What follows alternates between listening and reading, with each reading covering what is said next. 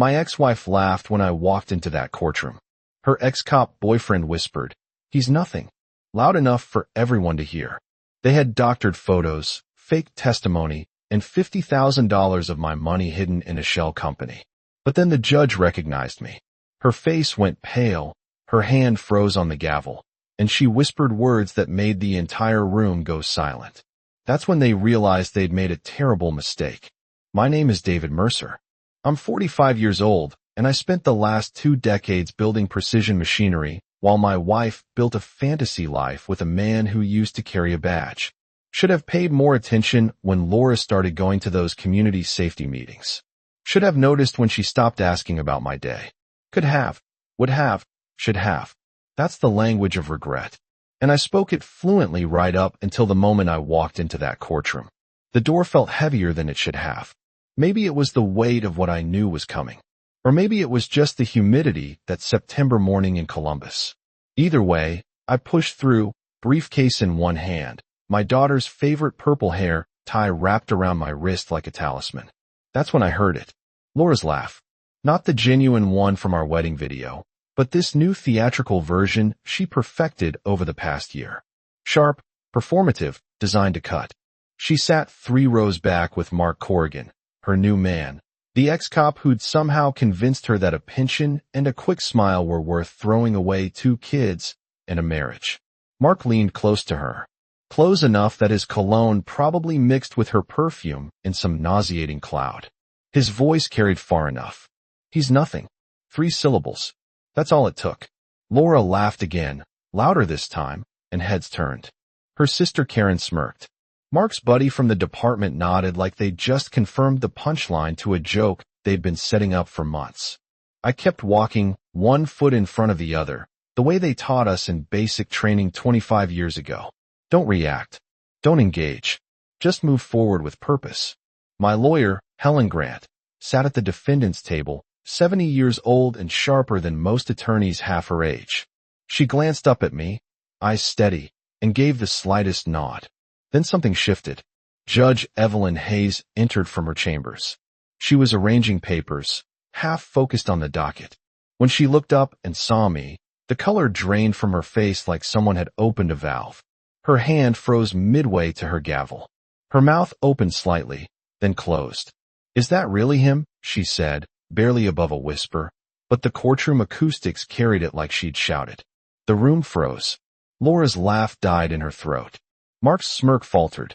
Even the court reporter stopped typing, fingers hovering over the keys like she'd forgotten what came next. Judge Hayes stared at me for 3 full seconds that felt like 3 hours. Then she looked down at a sealed file on her bench, touched it once with her fingertips, and took a slow breath. Helen leaned toward me without looking away from the judge. "That," she whispered, "is exactly what we wanted." I sat down, set my briefcase on the floor, and folded my hands. Laura was whispering urgently to Mark now, her face tight with confusion. He shrugged, but his confidence had evaporated like morning dew. The judge cleared her throat. "Let's begin." The divorce papers arrived on a Thursday. I remember because Thursdays were always my long days at the plant, and I'd gotten home around 9 o'clock to find the envelope wedged in the screen door like a knife between ribs. Laura had left early that morning without saying where she was going. Come to think of it, she'd been doing that a lot. I sat at the kitchen table, the one we'd bought at an estate sale 15 years ago, and read through 23 pages of legal dissolution. Laura Mercer versus David Mercer. That little versus did something to me. We were supposed to be partners. Now we were opponents. She'd already moved half her clothes out. I hadn't noticed. Until that moment, standing there in our bedroom, staring at the empty hangers like they were evidence of something I'd been too blind to see. The bathroom counter was cleaner than usual. Her good perfume was gone. The photo of us from our honeymoon in Gatlinburg had been turned face down. I moved out 2 weeks later. Found a duplex on the east side of Columbus. The kind of place where the landlord still takes checks and doesn't ask too many questions. 1 bedroom, 1 bathroom, a kitchen with appliances from 1997. The faucet dripped constantly. I kept meaning to fix it, but never got around to it. Some nights I'd lie awake listening to that steady drip and wonder if this was what the rest of my life would sound like. Solitary, repetitive, slow erosion. Liam, my 14-year-old son, came over that first weekend.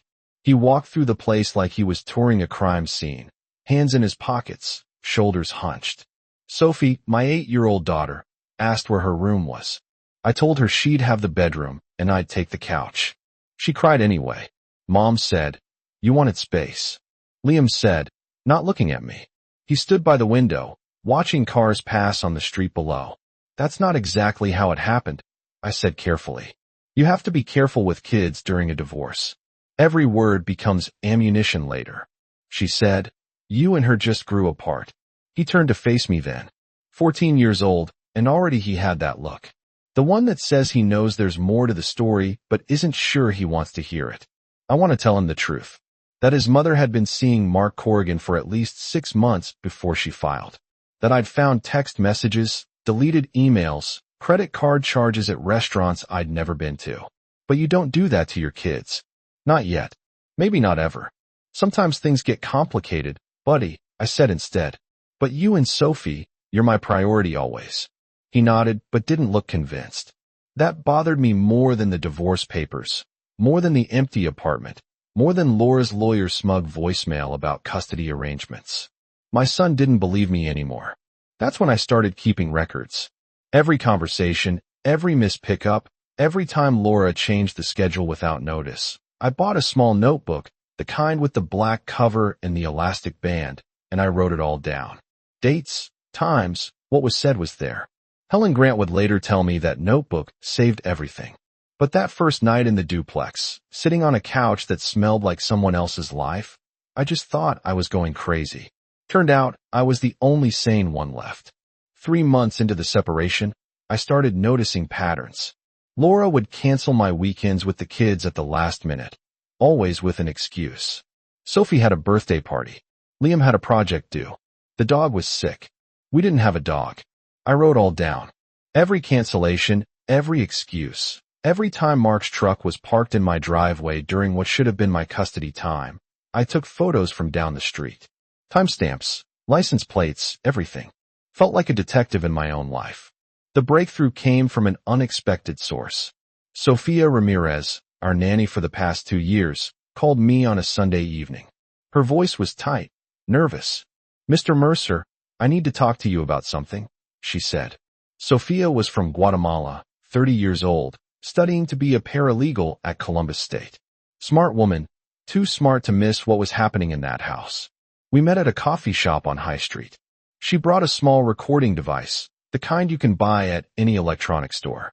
"I recorded some things," she said, sliding across the table. "Mrs. Mercer, she doesn't know. Ohio is one-party consent." I check. I stare at the device like it might explode. What's on it? Her and Mark planning things. Bad things. Sophia's hand shook slightly. "They talk about you like you're nothing, like you don't exist, and they're planning to say you're unstable, that you threatened Mrs. Mercer." My blood went cold. I never threatened anyone. I know. That's why I'm telling you. She pushed the recorder closer. "There's 5 recordings. Different days." She asked me to lie to sign a statement saying, "You drank around the kids." I told her no. She fired me 3 days ago. I looked at this woman who'd cared for my children, who just lost her job because she refused to destroy me. And something shifted. This wasn't just about me anymore. It was about what kind of man I wanted to be. The kind who rolls over, or the kind who stands up. "Thank you," I said. "I'll make sure this matters." "There's something else," Sophia said quietly. "Mark, he has a temper." I saw him grab Liam's arm once. Left a bruise. Liam said he fell, but I don't think he fell. Every muscle on my body tensed. When 2 weeks ago, I took a photo. She showed me her phone. Clear image of finger marks on my son's bicep. I copied everything. The recordings, the photo, every detail she could remember. Then I called Helen Grant. "We need to meet," I said. Tonight, Helen lived in German Village, one of those old brick houses that's been standing since before cars were invented. She answered the door in a cardigan and reading glasses, took one look at my face, and said, "Come in. I'll make coffee." I showed her everything. She listened to the recordings 3 times, made notes in that precise handwriting lawyers seem to be born with. Studied the photo of Liam's arm until I thought she might burn a hole through the screen. This changes everything, she said finally. But we have to be smart, strategic. They think they're winning. Let them keep thinking that. Ow, she smiled. Not friendly, tactical. We build the case quietly, document everything, and we file a seal motion. The judge sees it before the hearing, before they even know what hit them. Helen spent the next 6 weeks turning my life inside out. Every bank statement, every email, every receipt. She had contacts, people who knew people, the kind of network you build over 40 years of practicing law in the same city. Your wife's been moving money, Helen said during one of our meetings. We sat in her office surrounded by file boxes that seemed to multiply every time I visited. Small amounts. 500 here, 800 there. All going to an LLC registered to Mark Corrigan. For what? That's what we're going to find out. She handed me a printout. Apex Solutions Group filed 4 months before Laura asked for the divorce. Mark's the sole owner. The address is a UPS store in Hilliard Shell Company. Very likely. And if they're moving marital assets through it without disclosure, that's fraud. Helen leaned back in her chair. How much are we talking total? 38,000 so far. I felt like I've been punched. 38,000 from the joint account before she closed it. Then another 12,000 from her personal account. The one you thought was just for household expenses. Helen's expression didn't change. She'd seen worse. But for me, this was a gut punch wrapped in betrayal. I spent the next month doing exactly what Helen told me. I sold the fishing boat I'd been restoring. Didn't need it. Couldn't afford the storage anyway. Transfer my shares in a manufacturing plant to my business partner. Kept enough to stay involved, but reduced my liability. Laura wanted Target. I was making myself smaller, harder to hit. Every Tuesday and every other weekend, I showed up for the kids. Always on time, always prepared. I packed Sophie's favorite snacks. The peanut butter crackers she'd eat by the sleeve if I let her. I went to Liam's soccer games, even the away ones. That meant driving 2 hours each way. Laura would show up late with Mark, sitting in the stands like they owned the place. Liam started talking to me more. Not about big things, just small stuff. School, friends, a video game he was playing. But one night, as I was dropping him back at the house, he said something that made me stop. Mark's not a guy, Dad. I turned to look at him. What do you mean? Just trust me. He's not. Liam got out of the car, then leaned back in. Mom doesn't see it, but I do. I wanted to ask more, but he was already walking toward the house. I sat there in the driveway, watching him go, and made a decision. Whatever it took, however long it took, I was getting my kids out of that situation. Helen filed the sealed motion 2 weeks before the court date. Judge Hayes received it directly along with all our evidence. The recordings, the bank transfers, the LLC documentation, the photo of Liam's bruise, everything. We didn't tell Laura's lawyer. We didn't have to. Now we wait, Helen said, and we let them walk into court thinking they've already won. What if this doesn't work? She looked at me over her reading glasses. David, I've been doing this since before you were born. Trust me, they're about to find out what happens when you underestimate a man who has nothing left to lose and everything to fight for. Laura's lawyer, a guy named Thomas Vance, strutted into the courtroom like he was about to win an Oscar. Young, mid-30s, the kind of attorney who practices expressions in the mirror. He had a leather briefcase that probably costs more than my monthly rent, and a suit that screamed, I bill $400 an hour. He started with photos, images of me looking exhausted, unshaven, distracted. One from when the plan had layoffs and I worked 70-hour weeks to keep my team employed. Another from Sophie's birthday when Laura had changed the date without telling me. So, I showed up a day late. Without context, I looked like a ghost haunting my own life. Your Honor, Vance said, his voice dripping with rehearsed sympathy. What we see here is a pattern of parental disengagement. A father who's present in theory but absent in practice. Laura dabbed her eyes with a tissue. Mark sat beside her in the gallery, arms crossed, nodding along like a judge at a talent show. Her sister Karen whispered something to the woman next to her. They both looked at me with pity or maybe contempt. Hard to tell the difference sometimes. Then came the videos. Carefully edited clips of Sophie throwing tantrums and Liam looking frustrated. Laura had stitched together the worst moments, added Mark's voice as narration. "This is what happens after they spend weekends with their father," he said in the video, his tone suggesting I was poisoning them with something more than love. Vance played it twice. For effect, the children return emotionally dysregulated. He continued. "Mrs. Mercer has had to enroll them in counseling to address the anxiety caused by Mr. Mercer's unstable living situation and unpredictable behavior." I felt Helen shift beside me, not nervous, ready, like a boxer hearing the opening bell. Judge Hayes watched without expression. She'd already seen the seal file that morning. I knew because Helen had confirmed it with the clerk. Hayes had spent 40 minutes reviewing our evidence before this circus even started. Vance kept talking. "Furthermore, Your Honor, Mr. Mercer has shown a pattern of resistance to modern co-parenting. He refuses to communicate through the court-approved app, insists on phone calls at inappropriate hours, and has repeatedly questioned decisions made in the best interest of the children." That last part was almost funny. I questioned why Mark was making medical decisions about my kids. Apparently, that was inappropriate. Laura took the stand. She wore a gray blazer that screamed responsible mother. Even though I'd never seen her wear it anywhere except court-related meetings, her testimony was smooth. Practiced. She talked about how I'd become withdrawn, how I'd stopped engaging with the family, how she tried everything to save the marriage before giving up. "I just want what's best for Liam and Sophie," she said, voice breaking on their names. "They need stability. They need a home where they feel safe. And do they feel safe with Mr. Mercer?" Vance asked. "I think they love him," Laura said carefully. "But love isn't always enough. They need structure, consistency, things David has struggled to provide." Mark leaned forward in his seat, giving her an encouraging nod like they'd rehearsed this scene 100 times. Helen still hadn't moved. She just sat there pen in hand, making occasional notes. When Vance finished his presentation with a flourish about protecting innocent children from parental instability, she simply wrote one word in the margin of her legal pad. I saw from where I sat. Showtime. Vance had just finished his closing remarks when Judge Hayes leaned forward slightly. Not much, just enough to change the temperature in the room.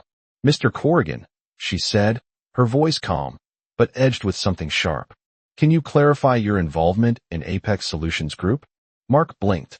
Once, twice. "I'm sorry, Your Honor. The LLC registered 4 months ago, the one that's received approximately $50,000 from Mrs. Mercer's accounts." Hayes tapped a file on her bench. "The sealed one. You're listed as the managing member." The color drained from Mark's face like someone had pulled a plug. Laura's head whipped toward him. 50,000. What is she talking about?" Vance stood quickly. "Your Honor, we weren't aware these financial matters would be under review today. We'd like to request a recess to examine the documentation." "Request denied," Hayes said without hesitation. "The opposing counsel filed their materials within the legal window. You had equal opportunity to prepare." Helen stood. She didn't rush, didn't perform, just stood, lifted a thin folder from her briefcase, and walked to the bench like she was delivering morning coffee. "Your Honor, we've documented a series of transfers from Mrs. Mercer's personal and joint accounts to Mr. Corrigan's company over a 6-month period. Each transaction coincides with dates when Mr. Corrigan and Mrs. Mercer claim to be engaged in legitimate business consulting." Judge Hayes opened the folder. Her expression didn't change, but her jaw tightened slightly. She flipped through 3 pages, then looked up a Mark. "Mr. Corrigan, these are invoices for services rendered. Child development planning, household management consultation, financial restructuring. Is that accurate?" Mark's mouth opened. Closed. It was consulting work. Legitimate consulting with no contract. Helen's voice remained steady. No business license for these services. No professional certifications in any of these fields. Silence. The kind that echoes. Laura grabbed Mark's arm. "You told me it was clean. You said it was just transfers between partners." It was Mark hissed back too loud. "You signed everything. You knew what you were doing." Vance tried to intervene. "Your Honor, I object to this characterization of legitimate business transactions between consenting adults." Hayes's eyes never left Mark. "Consenting adults can still commit fraud. Counselor, especially when those transactions occurred during divorce proceedings and aren't disclosed to the court. She turned to her clerk. Schedule a forensic audit. I want complete bank record from both Mrs. Mercer and Mr. Corrigan. All communications related to this LLC and notify the Financial Crimes Unit. This may require further investigation. The room erupted in whispers. Laura's face went from confused to pale to something approaching panic. Karen stopped whispering. Mark looked like he was calculating the distance to the nearest exit. Helen returned to our table and sat down. She didn't smile, didn't gloat, just leaned slightly toward me and whispered, "Watch them unravel." Vance was flipping through his files like maybe there was a magic document that could save this. There wasn't. Laura grabbed her phone, started texting furiously. Mark sat perfectly still, staring at the judge like he just realized he'd walked into the wrong courtroom. Judge Hayes wasn't done. Mrs. Mercer, these transfers began 4 months before you filed for divorce. At the same time, you're claiming financial hardship and requesting increased spousal support. Would you like to explain that discrepancy? Laura stood shakily. I was told it was an investment. Mark said he was starting a legitimate business, and I was helping him get established by moving marital assets without your husband's knowledge or consent. I didn't think I needed permission. We were separated. You filed 4 months after these transfers began. Hayes said, her voice sharp now, which means these were marital assets, subject to disclosure, subject to division. None of which happened. The walls were closing in. I could see it in Laura's eyes. The moment she realized this wasn't going according to plan, Helen stood with the kind of calm that comes from knowing you're holding all the cards. Your Honor, we'd like to call Sophia Ramirez to the stand. The courtroom doors opened, and Sophia walked in. She wore a simple navy dress, her hair pulled back, no jewelry except small earrings. She looked exactly like what she was, a working woman who decided truth mattered more than keeping her job.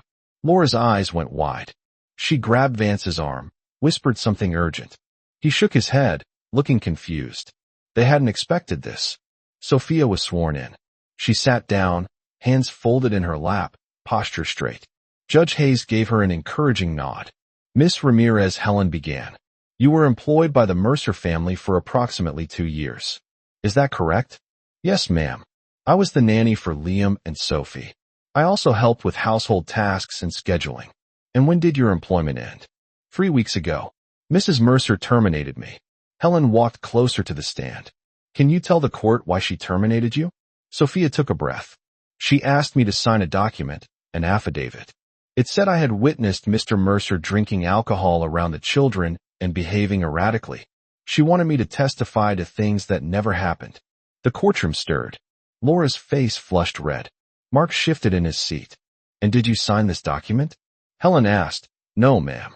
I told her I couldn't lie under oath. That's when she fired me. During your employment, did you ever witness Mr. Mercer drinking around the children or behaving inappropriately? Never. Mr. Mercer was always appropriate with the children, always on time, always prepared. He brought Sophie her favorite snacks. He helped Liam with homework. He was a good father. Helen nodded.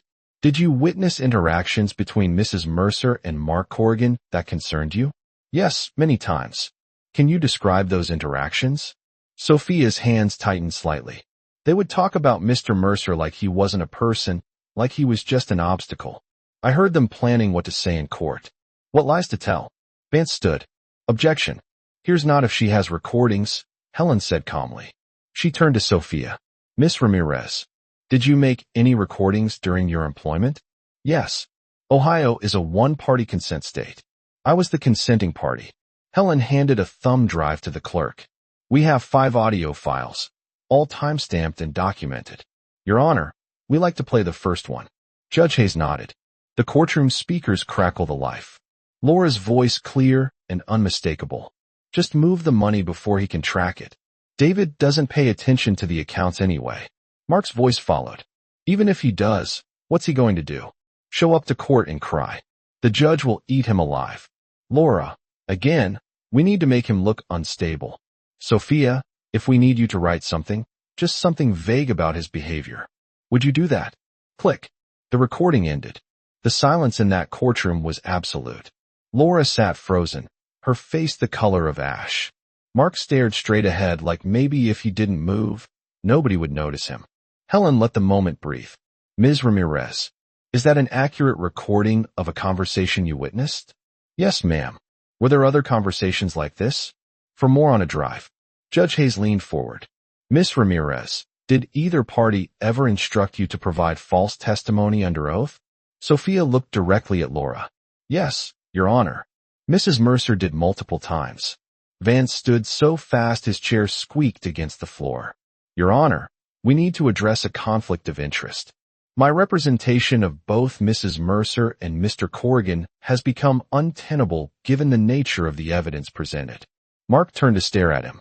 What are you saying? I'm saying you need your own lawyer.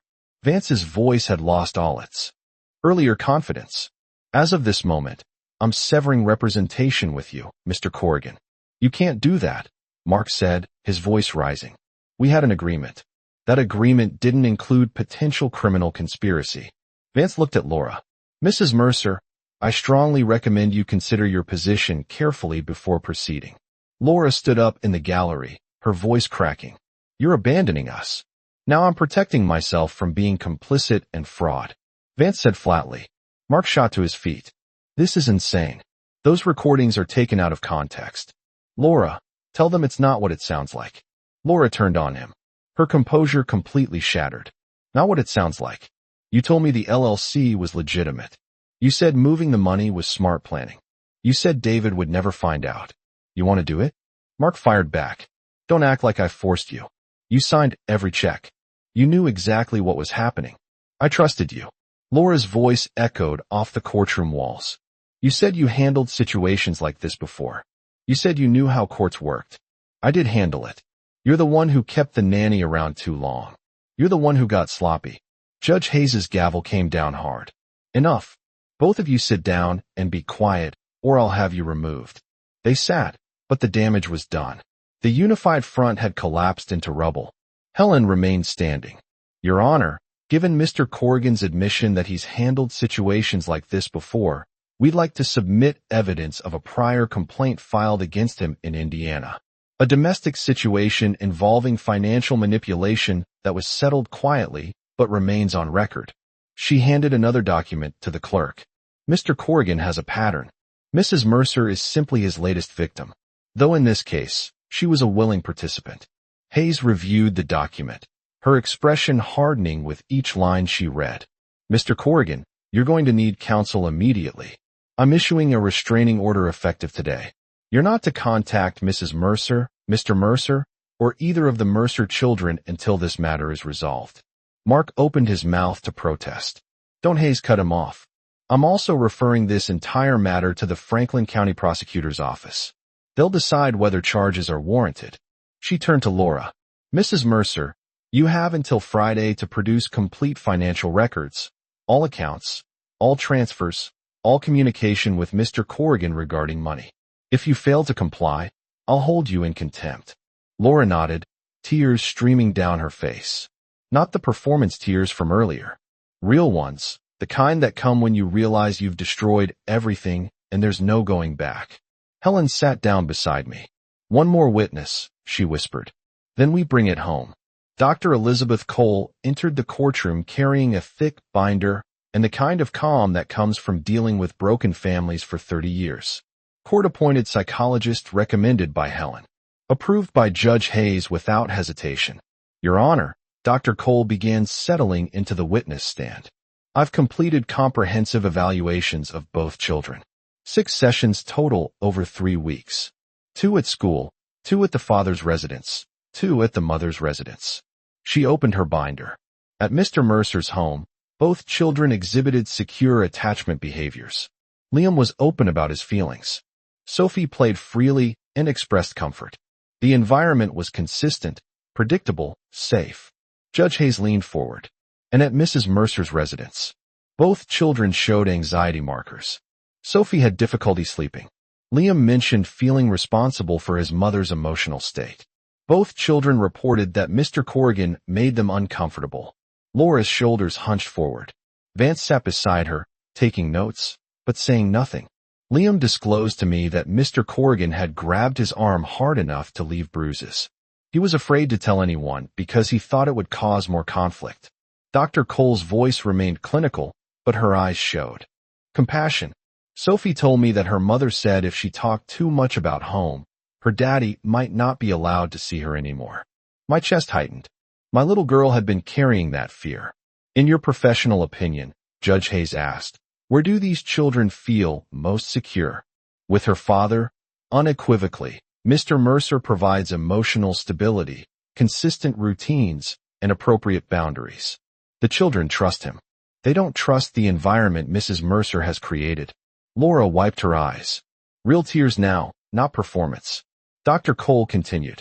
I'm recommending primary custody with Mr. Mercer. Mrs. Mercer should have supervised visitation until she can demonstrate a stable, safe environment free from Mr. Corrigan's influence. Judge Hayes reviewed the written evaluation in silence. Then she picked up her pen and began writing. The sound of it scratching across paper was the only noise in the courtroom. Custody arrangement is revised, Hayes said. Finally, primary physical custody is awarded to David Mercer, effective immediately. Laura Mercer will have supervised visitation every other weekend, pending review in 3 months. Mr. Corrigan is not to be present during any visitation period. She looked directly at Laura. You put your children in harm's way. You prioritize your relationship with a con man over their safety. That ends today. Laura nodded, unable to speak. Hayes turned to me. Mr. Mercer, your children will be released to you today. The court will provide documentation for their school and medical providers. I stood. Thank you, Your Honor. Helen touched my arm gently. We'd won, not just custody. Truth. Outside the courthouse, the October air felt different. Cleaner somehow. The sky was that deep blue you only get in fall, and the leaves were starting to turn. Mark Corrigan had already left with a police escort. Judge Hayes had made it clear he wasn't welcome within 500 feet of any Mercer family member. The criminal referral meant he'd have bigger problems soon enough. Laura stood on the courthouse steps alone. Her sister had left. Her friends had vanished. Vance was already in his car, probably grateful to be done with the whole mess. She saw me walking toward my truck and called out, David, await. I stopped, turned. Helen had left to file paperwork. So it was just us. Just the 2 people who had once promised forever to each other. I'm sorry, Laura said. Her voice was small, broken. I destroyed everything. I know that now. You did? I said simply. No anger in it. Just fact. Mark, he convinced me that you were the problem, that I deserved better. He made it all sound so reasonable. She looked down at her hands. I believed him because I wanted to. You made choices, Laura. Own them. I know. She looked up, mascara streaking her face. Are you going to keep the kids from me forever? No, they need their mother. But they need the real version, not whatever you became with Mark. I adjusted my briefcase. You want to rebuild that relationship? Prove you can put them first. Actually, first, not just in words. She nodded. Can I call him tonight, just to say goodnight? Supervise calls for now through the court app. Follow the rules, and maybe we can work towards something better. Thank you, she whispered. I walked to my truck without looking back. Liam and Sophie were waiting at Helen's office, probably nervous about what came next. I needed to get to them. Tell them everything would be okay now. My phone buzzed. Text from Helen. The prosecutor's office just called. They're moving forward with charges against Corrigan. Fraud, attempted witness tampering, assault. He's looking at real time. Good. Some people needed to face consequences. 9 months later, Liam made honor roll. Sophie started sleeping through the night again. Laura completed parenting classes and started therapy. We'd moved to supervised but flexible visitation. She was trying, actually trying. The manufacturing plant promoted me to senior director. The raise meant I could finally fix that leaking faucet in the duplex. Or maybe just move. Somewhere better. Mark Corrigan took a plea deal. 18 months in county jail. Restitution to Laura and me. Permanent restraining order. He never touched my family again. One Saturday afternoon, Liam and I were throwing a football in the backyard of our new rental house. Sophie was drawing on the patio. Dad, Liam said, catching the ball. You knew all along, didn't you? That you'd win. No, I told him honestly. I knew I had to fight. Winning wasn't guaranteed, but fighting for you and your sister? That was never a question. He nodded, threw the ball back. I'm glad you did. Me too, buddy. Me too.